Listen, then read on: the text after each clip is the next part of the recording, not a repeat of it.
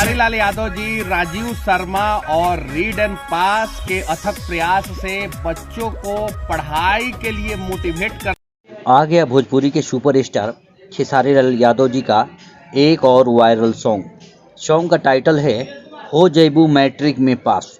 बहुत ही प्यारा और दिल को छू लेने वाला सॉन्ग है। इस सॉन्ग में खेसारी लाल यादव, उनके साथ शिल्पी राज जी का मधुर आवाज़ है।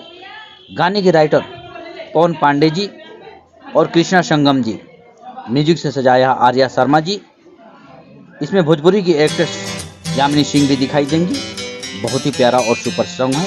सहयोग में हमारे संस्थक के पत्रकार मनीष कश्यप भी हैं। यह सॉन्ग स्पीड रिकॉर्ड भोजपुरी से 30 नवंबर को रिलीज होने वाला है।